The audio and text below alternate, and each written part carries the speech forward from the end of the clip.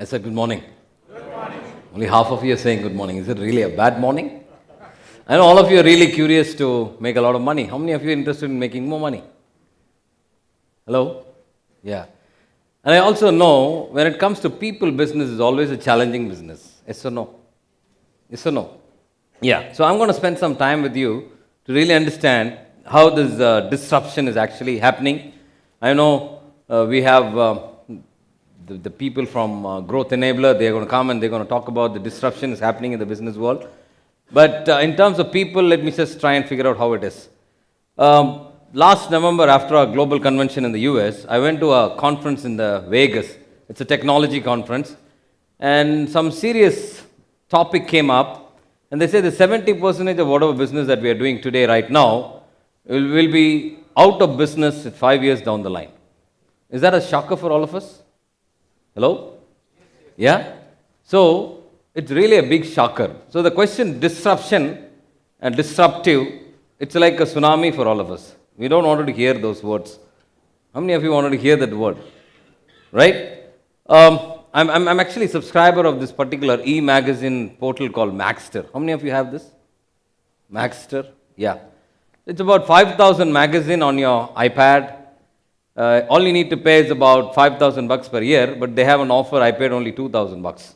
And you have 5,000 magazine on your iPad, be it a Fortune or Fortune India, you name it, all those business magazines or health magazines. Business World, of course, Business World, quite a lot of them, right? So everything is there in that particular portal, and all you need to pay is about 200 rupees or $2,000. So imagine the kind of scenario that's happening. And everybody is so happy with this one organization. The moment you heard this name called Tata, you believe in trust. So Tata means trust, yes or no? And people just come and say, it's been a company which is close to about 100 or 100 plus years existence, and they compare with one company called Flipkart, and they say, this is valued more than Tata Group. What business are we talking about? But the other side of it, if you still see how much money Flipkart is actually making, you all know the story. I don't want to talk about it. Yes or no? Yeah? So this is a business scenario. When it comes to the disruption in the people business, they say nuclear bomb on recruiting. Can you tell me what exactly is this? All of them are actually talking about, Parinthos was talking about this portal called LinkedIn. Yes or no? Everybody talks about this is actually the nuclear bomb on recruiting. What LinkedIn does actually, there are close to about 500 million plus CVs, and beyond, it's growing every single second, every single minute. Just imagine if you have a recruitment agency to have such a kind of database, how many years it would have happened, it would have taken. Hello? Is it not mind-blowing?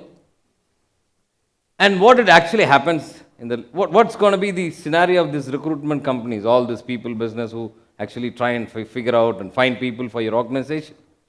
The second thing, what LinkedIn does, nowhere we had this opportunity in the past gone by year where you as a candidate can go out and talk to the world saying that I have something to say to you. Whereas it's pretty much available on LinkedIn and everybody talks about all those things which they probably came as their personal values.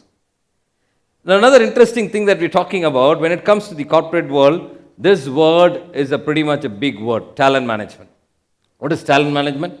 Everything that goes around, right from recruiting, identifying, linking with the strategic initiative of the organization, ensure that this guy works with you, coaches them, and then try and fit the right kind of skill gap available in the organization and fit him there. All kind of thing put together is called as talent management.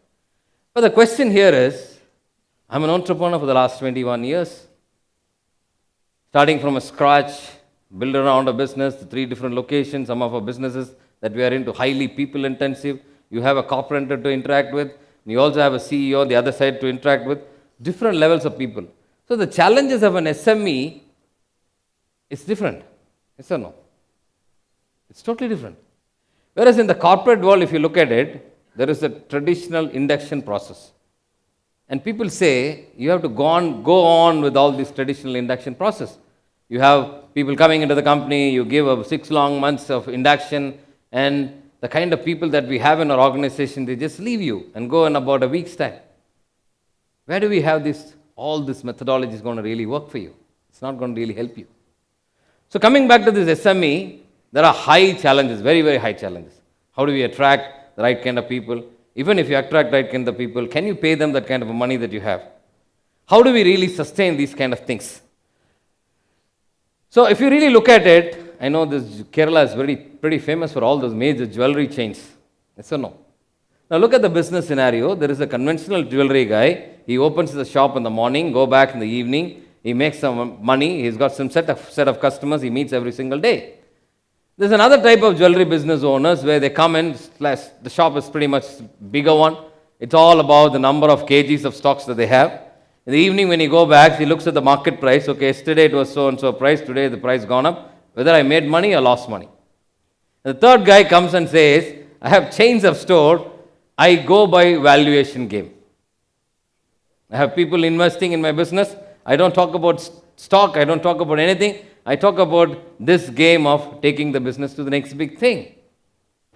Now, how do you want to do it? Do you want to really take it up that way, or you want to go back and do the same old traditional conventional jewelry guy who keeps it's like a one-man show kind of a thing? I'm just trying to link this jewelry as an example. It pretty much goes for any other businesses.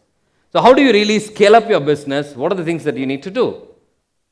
In my personal or humble belief, I strongly believe for all of us, people is the number one challenge today. How many of you agree with me? You need to get the right kind of guy. So how do you really get the right kind of guy? That is one thing. Second thing is that, okay, you got pretty much motivated by C.K. Kumar. I also keep getting motivated every single time that I listen to him. The fact of the matter is that he also studied from Coimbatore. I'm basically from Coimbatore. So there's a connection between that as well. Now the question here is, you as an owner, you as an entrepreneur, you have a vision that you want to build a 500 crore company, and your employee wants to go by 5 o'clock in the evening. How do you relate to this?